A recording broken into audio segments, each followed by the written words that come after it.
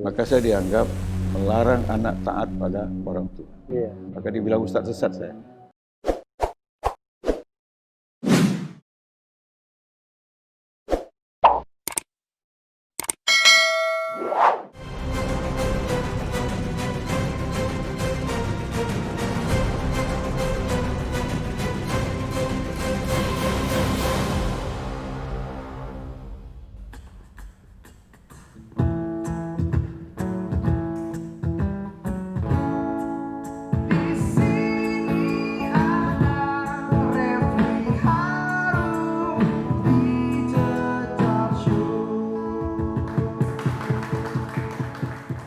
Justru saya balik soal pribadi, soal pribadi Romo ya. Mungkin kita perlu juga terus terang Romo ini saya mohon maaf Romo ya.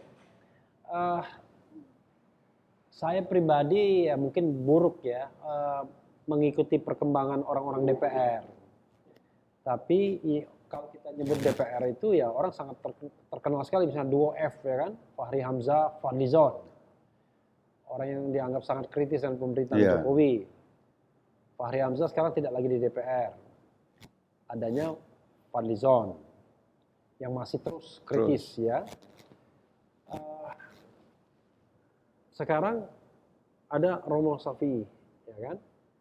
Sebenarnya saya pribadi nggak mengenal Romo sebelumnya.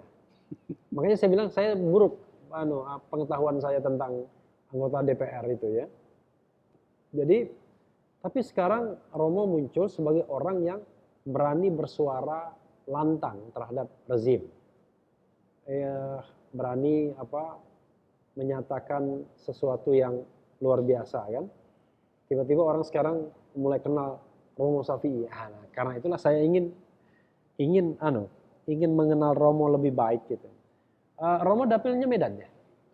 Sumatera Utara? Sumut 1. Sumut 1. Itu kotanya Medan, Kabupaten Deli Serdang, Kabupaten Sedang Bedagai, dan Kota Tebing Tinggi. 4 ya? 4.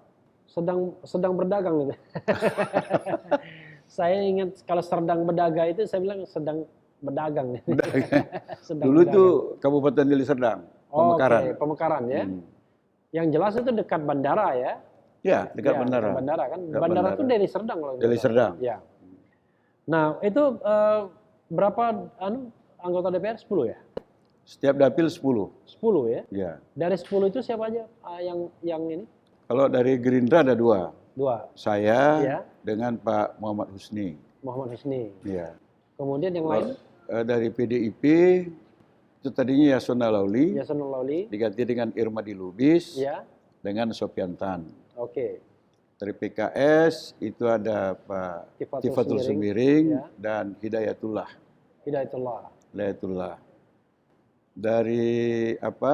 Dari Nasdem itu Prananda ya. Prananda Paloh ya. Prananda Paloh. Kalau dari mana lagi ya? Yang jelas tadi. Lupa saya. Yang dari jelas tadi Golkar, Mutia Hafid. Oke. Mutia Hafid juga ya? Mutia Hafid. Jadi Golkar 1 ya? Golkar 1. Jadi 2, 1 ya tadi ya komposisinya. Itu tiba-tiba saya agak kaget, kok namanya Romo Shafi'i sih ya? Dari mana itu ceritanya Romo tapi Shafi'i? Dan Romo tapi bukan dalam tanda kutip peduli FPI ya? Ini tiba-tiba saya pengen tanya, kok dari mana ini ada Romonya? Itu gimana ceritanya, Romo? Kok? Dan akhirnya saya pun panggil Romo juga akhirnya. Tapi asli Jawa. Oh, Jawa juga? Pertama saya memang orang Jawa. Oke. Nama lengkap saya Raden Muhammad Shafi'i. Oke, Raden Muhammad Shafi'i. Ya. Di Sumatera, di Medan ya? Medan. Di Medan tuh asli kelahiran Medan, tapi kakek saya dari Kediri. Oke. Jangan-jangan keturunan Singosari itu. Jadi sampai tahun dari tahun 78 sampai 98 itu orang panggil saya Ustadz. Dari tahun berapa? 78 sampai 98. Karena sampai reformasi lah ya. Karena memang kegiatan saya di situ. Memang kegiatan. Ya. Guru.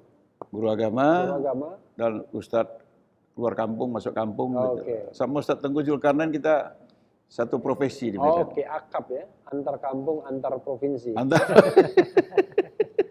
Ustadz akap juga. Tapi 98 itu terjadi perubahan karena kawan-kawan mengatakan ini Tapi itu Ustadz, benar-benar Ustadz ya, bukan guru nyantol di guru mana itu enggak ya? Enggak. Jadi freelance, benar-benar freelance Ustadz. Oke. Benar-benar freelance. Oke.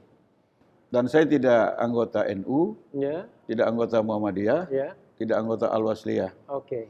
Ya betul-betul freelance. Freelance ya. Warga negara Indonesia yang beragama Islam. Kira-kira. Warga negara Indonesia yang beragama Islam. Ya.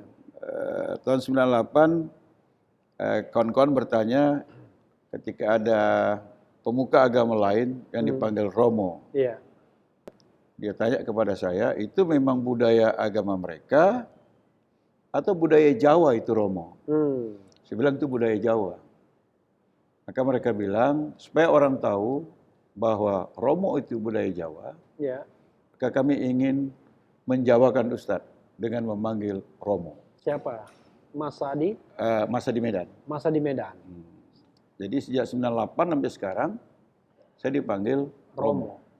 Jadi Romo. pemilu 2014, saya cuma dapat suara 49.000.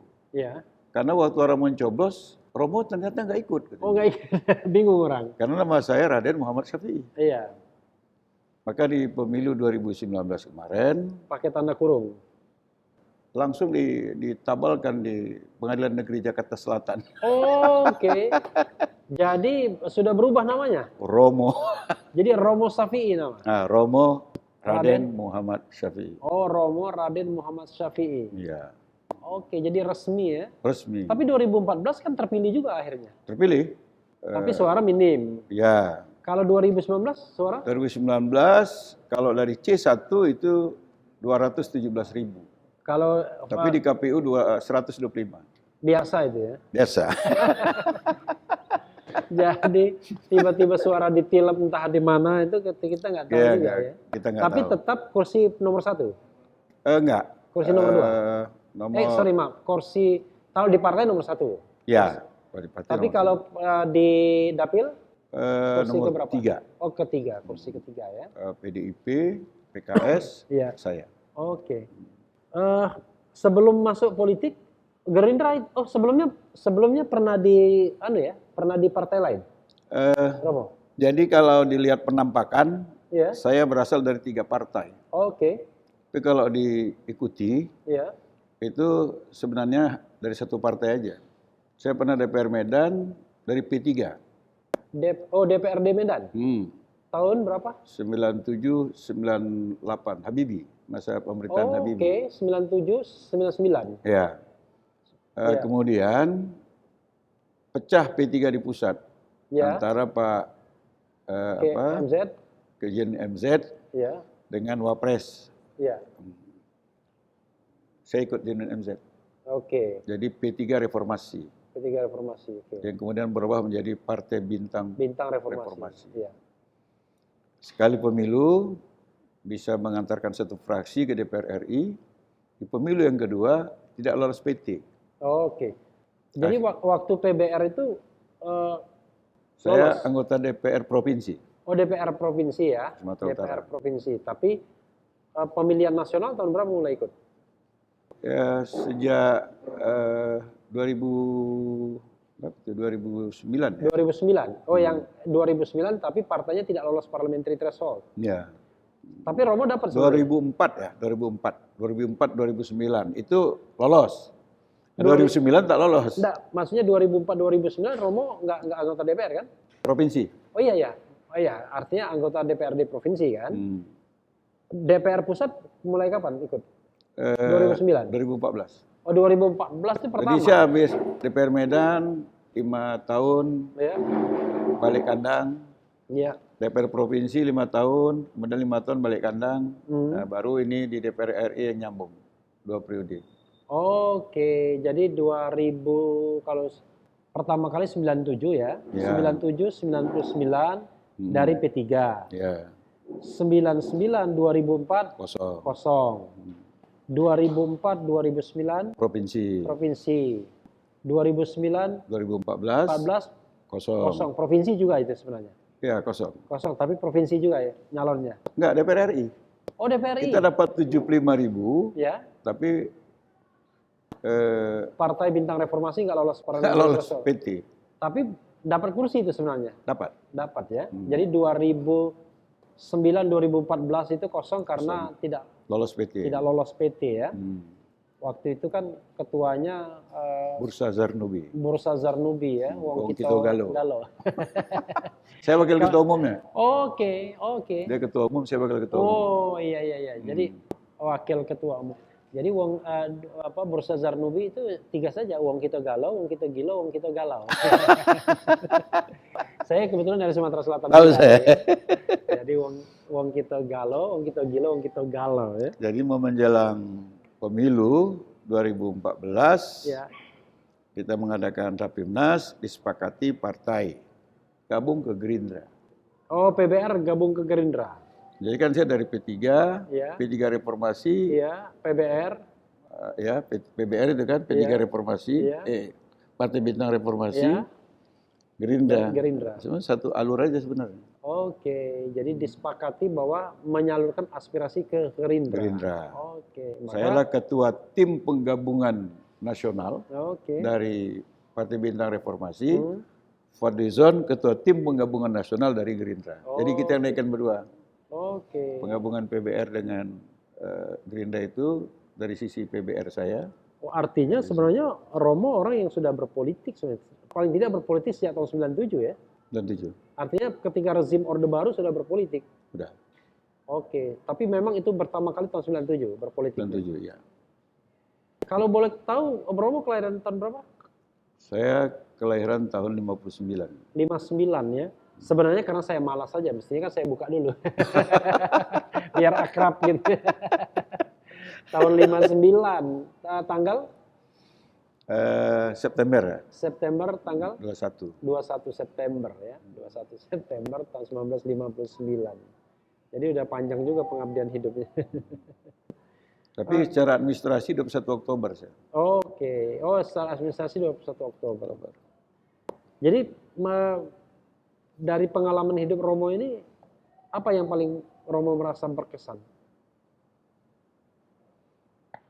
Yang paling berkesan, yang paling Romo yang paling ingat ya untuk pembelajaran hidup untuk apapun. Yang paling saya ingat itu ketika tahun 95 saya menyampaikan kajian Islam secara substantif. Misalnya saya bilang kepada orang tua itu kita tidak usah harus taat. Kita harus taat sama Allah dan Rasul aja. Ketika kita mentaati Allah dan Rasul, semua yang dibutuhkan orang tua terhadap anaknya akan dia dapat. Nah, maka saya dianggap melarang anak taat pada orang tua. Maka dibilang ustadz sesat saya. Tapi semua yang bilang ustadz sesat itu, alhamdulillah sekarang jadi sahabat saya. Dan belum satu pun yang belum minta bantuan sama saya. Apakah masalah hukum, masalah politik, dan masalah lain-lain. Tapi background-nya apa, Ustaz? Fakultas Hukum. Oh, Fakultas Hukum. Oke. Makanya saya ambil S3-nya sekarang tafsir Quran di PT IKI. Sedang nyusun nih sekarang. Oh, perguruan tinggi ilmu Al-Quran? Ya, yang di Lebak Bulus. Jadi S1 saya SD, tidak sekolah madrasah, SMP, SMA, S1 Fakultas Hukum, S2 Fakultas Hukum, S3-nya ambil tafsir. Hukum juga, tapi hukum Tuhan. Hukum Tuhan. Yang dipelajari ayat-ayat, bukan ayat-ayat konstitusi, tapi ayat-ayat Tuhan. Rektornya Imam Masjid Istiqlal, Pak Nazaruddin Umar. Putra berapa? Putra 7. Wah, luar biasa ini. 4 laki, 3 perempuan. Masih ada semua ya? Masih. Beruntung itu, Ustadz ya. Masih ada 2 yang belum rumah tangga. Oke. Dan yang ngikutin partai politik ada berapa orang? Di nomor laki-laki paling besar sekarang aktif di bidang politik, tapi nggak mau terdaftar di partai politik manapun. Oke. Kemana arah politik saya, dia backup saya yang paling kuat. Tapi dia tidak mau ikut. Tidak mau terdaftar. Oke. Mungkin saya nomor 2. Cuma jadi tim sukses gitu ya. Oke. Ya, laki-laki nomor 2 itu pengurus Gerindra Kota Medan. Oke, pengurus Gerindra Kota Medan ya. Laki-laki yang ketiga ini wakil bendahara umum DPP Gerindra. Jadi kalau menunjuk ini itu memang ada yang hadir pada saat wawancara ini, sobat era sekalian. Memang ada. Yang keempat ini sekarang sedang studi di Fakultas Hukum USU. Laki-laki yang keempat. Ya, laki-laki keempat. Kalau 3 perempuan. Yang perempuan tidak ada yang berpolitik. Tidak ada yang berpolitik. Tidak dilarang, enggak? Enggak. Memang mereka tidak mau berkecimpung. Tapi dia tetap support. Baik saya maupun abang-abangnya. Domisili di Medan? Domisili sekarang kalau KTP di Kalibata. Oh iya, karena ganti nama itu ya? Oke. Kalibata. Iya. Tapi kediaman yang permanen itu tetap di Medan. Tetap di Medan ya. Jadi saya terbiasa. Artinya sewaktu-waktu pasti akan pulang ke sana juga. Sebenarnya makanya saya bilang saya bisa berhati-hati. Saya setiap Kamis malam, itu dari kantor langsung ke Medan. Oke, baru datang Senin pagi. Baru Senin pagi saya langsung kantor. Dan itu rutin. Sebelum COVID. Sebelum COVID, setelah COVID enggak? Setelah COVID lebih banyak di Jakarta. Banyak di Jakarta. Tapi rutin saya tetap rumah, kantor. Kantor, rumah. Atau ke Fadlizon Library. Fadlizon Library di Limboto. Limboto ya. Ya. Itu aja. Rutin saya seperti itu. Iya. Maka saya bilang saya berhati-hati. Itu sudah menjadi pengetahuan staf. Iya. Kalau Romo dia tidak ikut kunker, jangan kalian sodorkan SPPD. Kalian dimaki Romo nanti.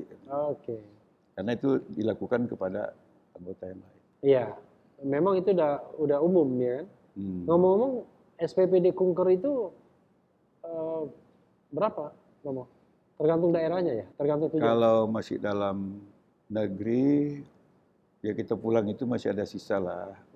Kalau luar negeri udah habis. 12 jutaan gitulah. Oh, sorry. Saya ingin mengatakan yang beda itu reses ya. Uang reses kan kalau 250 juta ya per bulan, per reses. Per ses 350. Oh, 350. Udah naik ya? Udah naik. 350 dan 5 kali reses. 5 kali reses. Makanya itu dulu saya kritik sobat daerah sekalian. Loh, kok malah dibanyakin reses? Makanya pembahasan undang-undangnya jadi lama. Karena baru membahas sebentar reses. Sebentar reses. Gitu. Tapi itu menutupi lah ya, karena gaji kita 56 juta. 56 juta itu take home pay ya? Take home pay dari kesekjenan. Iya. Di fraksi dipotong 23. 23 juta. Jadi sangat kecil lah. Jadi berapa? Untuk ongkos kita sebulan pulang pergi. Jadi 23, 56. 56 tinggal 33. 33. Jadi tambahannya ya dari kalau berangkat SPPD itu? Ya, dari reses lah. Uang reses. Uang reses. Ya? Karena uang reses itu nggak dipertanggungjawabkan? Enggak. Dikasih bunch lansam begitu aja. Kan maksudnya kan untuk ke dapil. Itu dia. Memang itu habisnya di situ. Karena anggota DPR itu bagaimana serba tahu, serba bisa, serba ada. Serba ada. Itulah pandangan masyarakat. Iya. Dan kita dianggap lebay kalau ngeles. Iya. Jadi harus cuman karena saya open manajemen, jadi saya tidak pernah dikomplain. Iya. Kalau yang lain-lain supaya gagah, semua dipenuhi kan? Iya. Akhirnya yang lain-lain. Iya. Kalau artinya saya kalau mengandalkan pendapatan resmi nggak banyak juga ya? Nggak banyak. Walaupun, tapi kok kaya-kaya ya? Saya ya mungkin rezekinya ya. Rezeki ya, mereka pandai mencari rezeki. Kalau saya tak pandai cari rezeki. Kepandaian saya cuma di situ. Jadi 33 ya paling uang reses itu yang bisa nutupin ya. Ya kalau saya kan setiap minggu ke dapil. Oke. Setiap minggu ke dapil. Iya. Itu kita anggap aja sekali jalan 2,5 juta ya. Iya. Kan saya berdua dengan istri. Oke. Nah, itu juga kehati-hatian. Oke. Saya tidak pernah tidak didampingi istri. Oke. Jadi kita satu minggu itu 10 juta pulang pergi. Iya. Jadi 4 minggu itu 40 juta. Gaji cuma 33? 33. Itu baru ongkos pesawat. Iya. Tapi kan dari reses tadi ya. Nah, itu dia. Iya. Nanti kita datang ke dapil itu nggak bisa langsung ke rumah, Bang Refli. Iya. Itu dari mesen, mari. Iya. Kadang ngasih pencerahan, kadang melihat angin puting beliung, kadang kena banjir, segala macam. Dan kemudian harus memberikan sumbangan. Nah, makanya saya bilang kita nggak bisa ngeles, karena kita dianggap serba ada. Oke. Ya.